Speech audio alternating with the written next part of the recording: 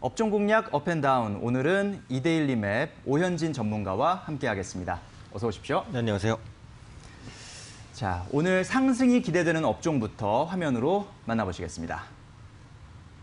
자, 이데일리 맵 오현진 전문가가 찍은 상승 기대 섹터는 반도체 장비주였습니다. 비메모리 반도체 투자 본격화라고 코멘트를 해주셨습니다.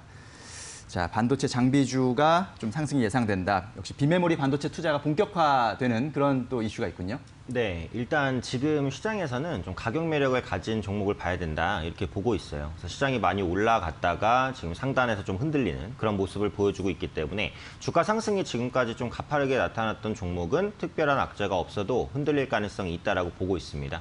상대적으로 이제 반도체 업종이 좀 못 올라왔기 때문에 가격 매력이 있다라고 보고 있고요. 이 IT 반도체 섹터 내에서도 반도체 장비주는 더 못 올라왔습니다. 그렇기 때문에 주가 하방 경직성도 강화될 수 있다라고 보고 있죠. 물론 반도체 장비주가 올라가지 못했던 이유는 분명히 있습니다. 업황이었죠. 역시 코로나 때문에 반도체에 대한 투자, 수요 이런 부분들이 위축됐기 때문에 당연히 장비주들의 수주 실적도 부진할 수밖에 없었다 이렇게 보시면 될 것 같고, 또 디램이라든지 낸드 플래시 메모리 가격이 꾸준하게 우하향하는 모습을 보였습니다. 아직까지도 하락이 계속되고 있거든요. 그래서 이런 부분들이 역시 반도체 업종의 주가를 누르는 요인이었는데, 지금 현물 가격 하락이 너무 가파르게 나와서 현재 시점에서는 웬만하면 바닥을 잡을 것으로 보여지고 있어요. 그래서 디램 현물 가격이 반등까지는 아니더라도 바닥만 잡아도 장비주라든지 반도체 업종의 턴어라운드가 시작될 수 있다고 보고 있고요.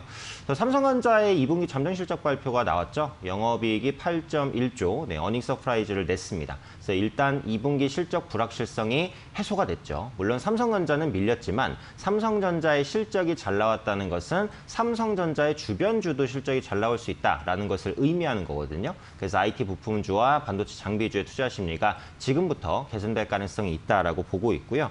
한국이 올해 SSD 수출 글로벌 1위를 달성했습니다. 그래서 SSD는 최근에 하드디스크의 대안으로 떠오르고 있죠. 처리 속도라든지 부팅 속도가 훨씬 더 빠릅니다. 앞으로 대부분의 PC에 SSD가 적용될 것으로 보여지고 있고, 이런 부분도 반도체 장비주의 긍정적 요인이다라고 판단할 수 있을 것 같고요.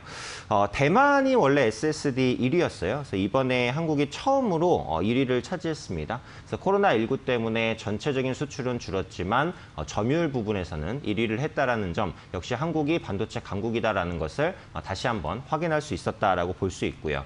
역시 반도체 장비주에 주목하는 이유는 그 삼성전자의 메모리 그리고 비메모리 투자 확대에 따른 수혜를 받을 수 있기 때문입니다. 그래서 삼성전자가 현재 평택 캠퍼스 2라인 8조 원대 대규모 낸드 투자를 결정했습니다. 그러니까 업황이 부진할 때 과감한 선제적 투자를 해서 업황이 살아날 때 그 과실을 독식하겠다라는 관점에서 투자를 한 거죠.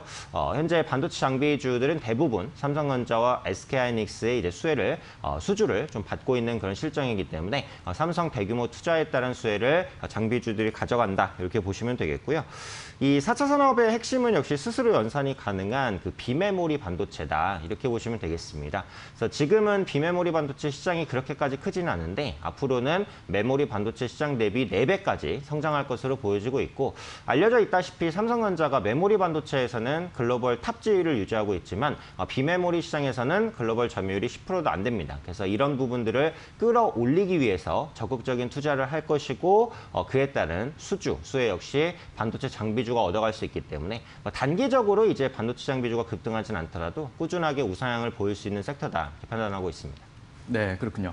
자, 반도체 업황의 영향으로 상대적으로 반도체주가 가격이 매력이 있는 그런 구간에 있다는 점, 이런 점들을 주목해 주셨고, 그렇지만 역시 우리나라는 반도체 강국, 반도체 기술력이 아주 뛰어난 그런 나라라는 것은 다시 한번 SSD 수출 글로벌 1위 달성으로 확인할 수가 있었습니다. 삼성전자의 대규모 투자 확대, 이런 소식도 삼성전자뿐만이 아니라 그 삼성전자 주변에 있는 주변 종목까지 좀 호재가 될 수 있는 그런 부분까지 짚어주셨습니다.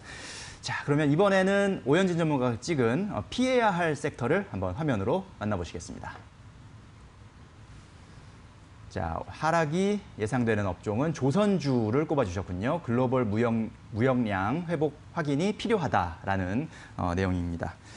자, 아무래도 배를 많이 짓기 위해서는 글로벌 무역량이 늘어나야 또 배가 신규로 이제 발주가 이뤄질 텐데 그런 부분에서 조금 좀 아직까지는 어려운 부분이 있나 보군요. 그렇죠. 그래서 제가 지난주에도 이제 코로나19 피해를 받을 수 있는 업종을 주의 업종으로 말씀을 드렸는데 네. 이번 주도 똑같이 이제 코로나19 피해 대표적인 업종일 수 있는 조선주를 좀 주의 업종으로 좀 말씀을 드리겠습니다. 올해 글로벌 해상 무역량이 전년비 4.7% 정도 감소할 것으로 보여지고 있습니다.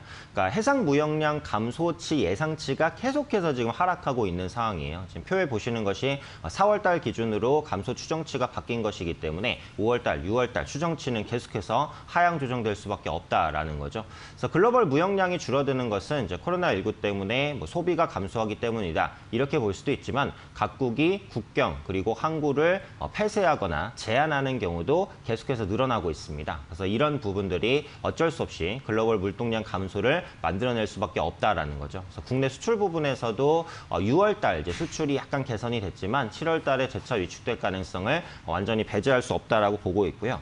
최근에 조선주 반등을 이끌었던 게 이제 카타르발 LNG선 100척 수주입니다. 그 이슈 때문에 삼성중공업, 대우조선해양, 국내 조선 3사가 단기간에 이제 급등을 보였었는데 이미 주가의 이 부분은 선반영이 됐고요. 또 조선업황께서는 LNG선 수주만으로는 조금 이제 역부족이다. 결국은 컨테이너선과 벌크선 이런 부분들이 살아나야 되고 그러니까 추가적으로 지금 카타르에서 LNG선 발주 규모를 축소할 수 있다라는 언급들도 나오고 있습니다. 지금 시장에 LNG선이 약간 공급 과잉되기는 했거든요. 그래서 이런 부분에 대한 부담감 있고 만약에 일정대로 수주가 이루어진다고 하더라도 저가 수주에 대한 리스크에서 벗어날 수는 없어요. 역시 조선사의 수익성, 발목을 잡는 요인이다라는 부분이고 후판 가격 인상에 대한 우려감도 있습니다. 그러니까 후판이라는 것은 두께 6mm가 넘는 굉장히 단단한 철판입니다. 그래서 배를 만들 때 이제 바닥에 깔리는 재료가 후판이다라고 보시면 되겠고 선박 제조 원가의 15에서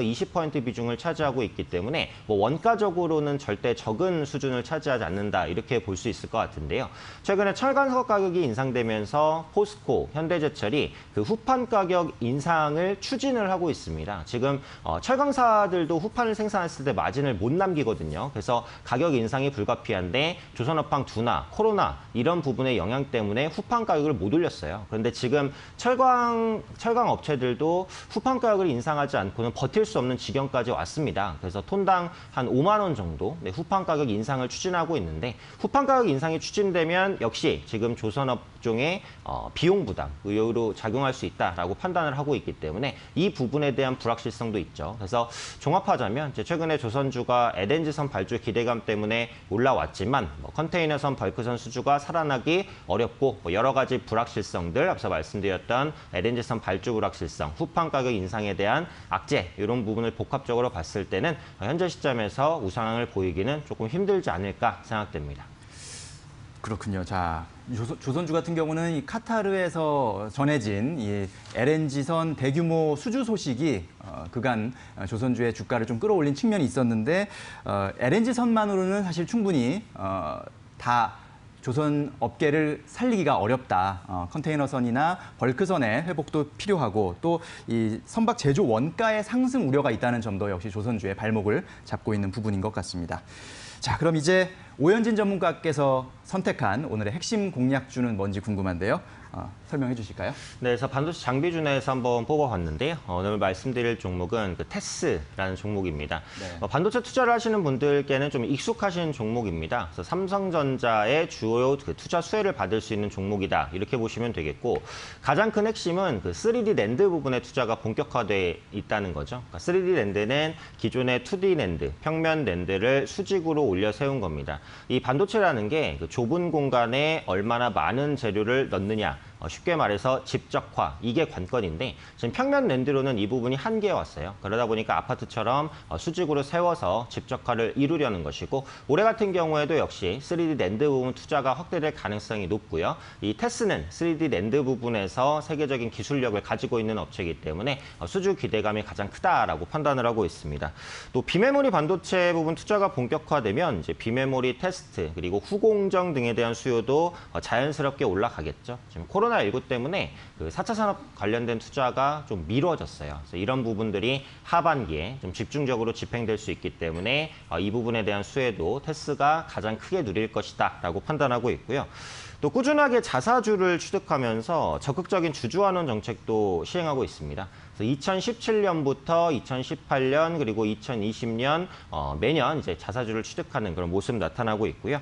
올해 초에도 그 60억 규모의 자사주 취득 신탁 계약을 체결했습니다. 지금 45억 정도 자사주가 취득이 됐고요. 한 15억 정도 추가로 취득할 건데 9월까지 취득이 됩니다. 그래서 자사주를 취득한다고 무조건 주가가 올라가냐 그건 아니에요. 하지만 주가 하락할 때마다 회사에서 자사주를 취득할 것이기 때문에 지수의 하방 경직성, 주가의 하방 경직성이 조금 더 단단해진다라는 요인, 이것은 이제 투자의 안정성을 더하는 요인이다. 이렇게 볼 수 있고요. 2분기 영업이익 컨센서스는 계속해서 상향 조정이 되고 있습니다. 그래서 2분기 영업이익 전망치가 125억 원에서 지난달 140억 원까지 컨센서스가 한 단계 올라갔어요. 그런데 이번에 삼성전자가 2분기 어닝 서프라이즈를 냈기 때문에 앞서 말씀드린 대로 IT 부품주, 장비주의 실적 컨센서스는 더 올라갈 수 있어요. 그래서 실적 컨센서스 변화를 좀 눈여겨보시면 좋지 않을까 싶고, 이렇게 실적 컨센서스가 상향 조정되고 있는데 주가는 그 부분을 반영하지 못했습니다. 그래서 시간을 두고서라도 이런 부분을 반영해 나갈 수 있다라고 보니까 좀 안정성과 이제 성장성 두 마리 토끼를 잡을 수 있는 종목이다. 이렇게 판단하고 있고요.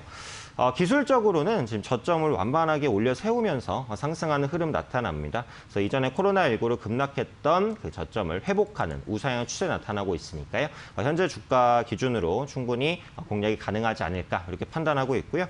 목표가는 한 25,000원 정도 보겠습니다. 현재 시점에서 상방으로 한 7에서 10% 정도까지 충분히 노릴 수 있다라고 보고요.